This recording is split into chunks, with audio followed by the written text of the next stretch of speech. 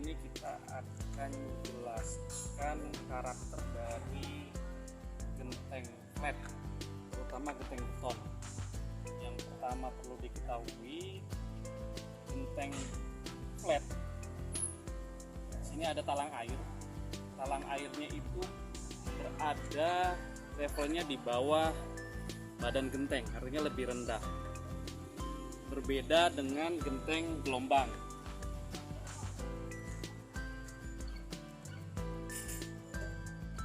Kalau genteng gelombang, posisi talang air atau overlap antar genteng itu masih berada di atas permukaan badan genteng.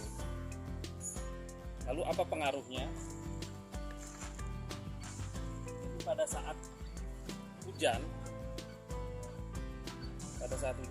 terutama di sini ada overlap genteng lagi, begitu air tumpah berarti akan ditampung oleh si talang genteng ini. Jadi dia nampung air dari sebagian dari badan genteng. Berbeda dengan yang gelombang. Kalau yang gelombang itu dia memang menampung dari overlapnya, tapi kemungkinan dia akan turun. Nah, dari sini hujan, dia akan nampung sebagian, tapi sebagian besar lari ke badan genteng. Nah, berbeda dengan genteng flat. Genteng flat, begitu ada air turun dari atasnya, dia akan terus nampung dari di talang air ini, talang genteng ya, maaf. Nah, jadi harus ada beberapa yang perlu kita tahu tentang pemasangan genteng flat.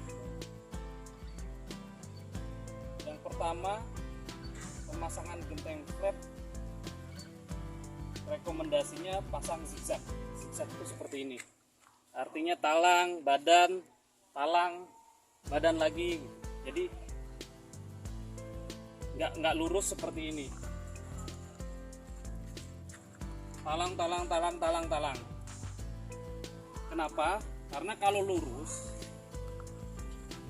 kalau mungkin hanya 3 garis genteng, mungkin si talang ini masih nampung dari atasnya. Tapi bayangkan kalau seandainya ke atasnya 20 baris. Kebayang, mungkin di baris yang kesekian yang paling bawah, dia akan jenuh nampung dari talang yang di atasnya. Nanti kemungkinan akan ada rembesan dari sisi talang dari bawah, karena dia meluap, nggak nampung dari yang atas, terakumulasi.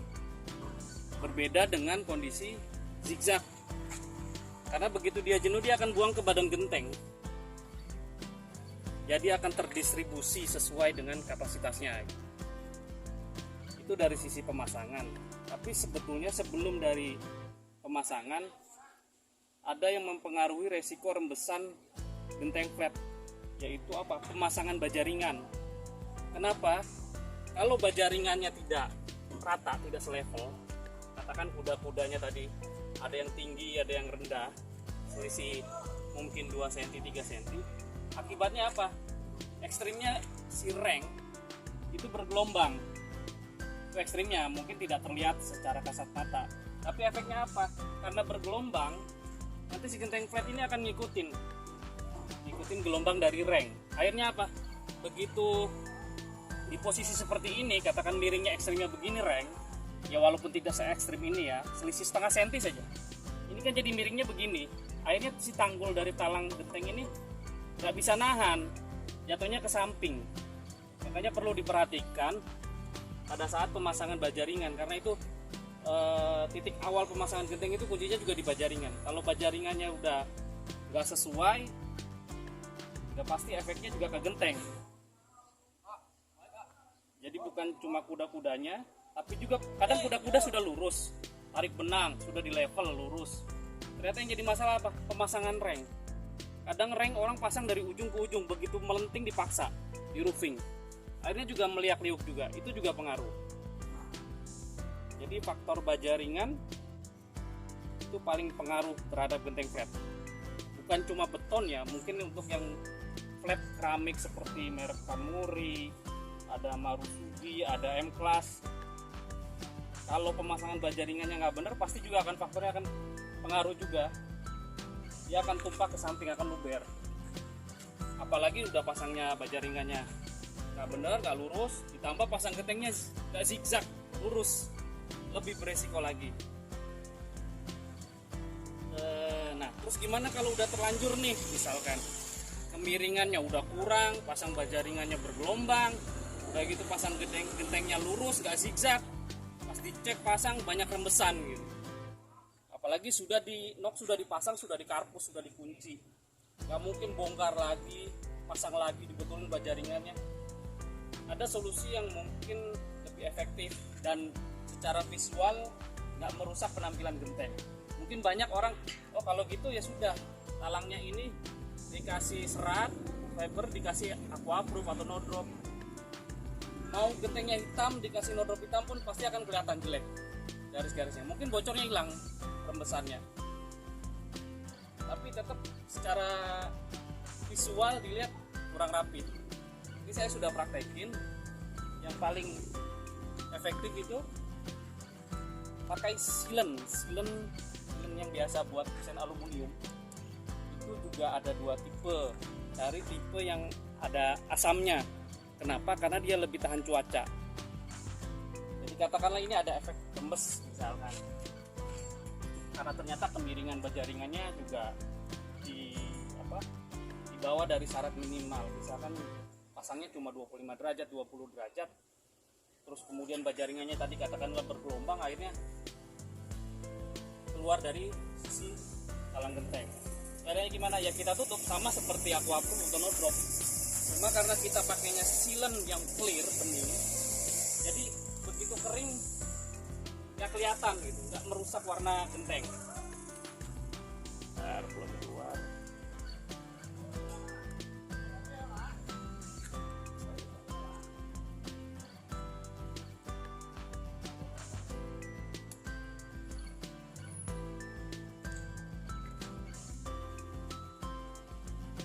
Karena belum kering, warnanya agak keputihan ya. Nanti kalau udah kering dia bening.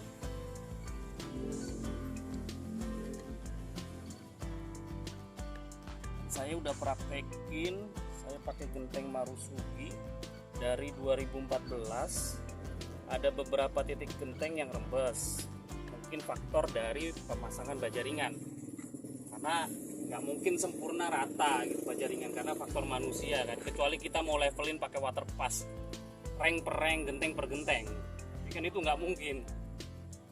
Makanya ada ditemukan beberapa rembesan di beberapa genteng, ya saya tutup. Kalau rembesannya kelihatan di genteng mana lebih enak, berarti kan nggak harus semua disilen. Tapi kalau memang misalkan pakai aluminium foil, kan nggak tahu rembesannya dari sebelah mana, ya sudah resikonya hampir semua disilen. Ini karena lubang silennya terlalu kecil ya, harus digedein. Nanti kalau aktualnya potong aja lebih gede supaya cepat keluar, atau misalkan nggak perlu pakai pasang ini biar cepat.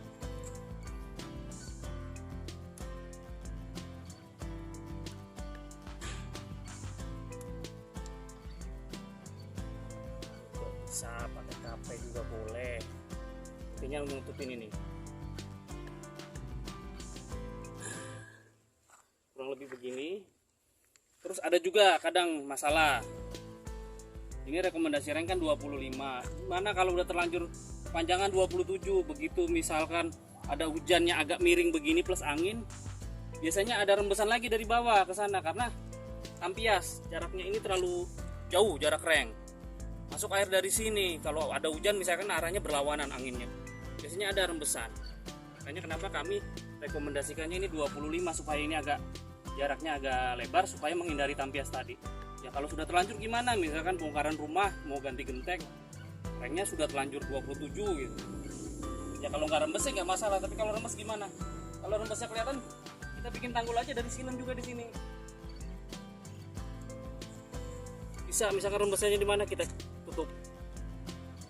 Nanti kalau kering ini bening, jadi nggak kelihatan. Jadi akan sama warnanya dengan genteng. Terus tips tipsnya juga waktu mau disilen kalau bisa dibersihin sisi-sisinya, takutnya ada debu, silennya ngelotok. Tapi pengalaman saya kalau udah dibersihin dari 2014 sampai saat ini silennya belum ngelotok, dan alhamdulillah rembesannya juga nggak ada. Terus tipsnya lagi kalau mau silen, disilen dari posisi genteng teratas dekat karpus. Kenapa? Takutnya kita injek goyang, silen belum kering masih basah berubah, ada celah lagi. Jadi misalkan ini posisi paling atas kita silen, kita sambil jalan turun silenin semua yang kira-kira bocor atau ada rembesan. Kalau nggak ada ya beberapa titik ya tetap dari atas, mana yang kira-kira titik rembesannya yang paling atas yang ditutup dulu, terus sampai ke bawah, jangan dari bawah terus naik ke atas, takutnya silennya lepas karena masih basah. Mungkin itu tips solusi paling efektif kalau sudah terlanjur ada rembesan. Karena kalau nanti nyari gentengnya mungkin rembes, karena kalau rembes dari posisi talang, genteng itu kan cetakannya moldingnya sama, pasti kalau bocor satu pasti di tempat lain juga akan ngalamin hal yang sama gitu. Lebih sering sih faktornya sebetulnya dari bajaringan gitu. Karena bajaringan, orang pasang bajaringan nggak mungkin ranknya di waterpasin satu udah nol, nggak, udah rata nggak, udah levelnya udah bagus atau belum. Bisa pasang bajaringan bisa berapa minggu satu rumah, paling dia yang paling cepet kan tarik benang ujung ke ujung. Itu aja kebanyakan terutama proyek kerja cepet ya nggak levelin, nggak tarik benang, nggak tahu itu kuda-kuda yang satu, kuda-kuda yang kedua, ketiga beda tinggi, mungkin atau enggak, kita nggak tahu. Terutama memang faktor bajaringan, gimana yang udah terlanjur atau udah rapi tetap masih ada rembesan, mungkin aja gitu.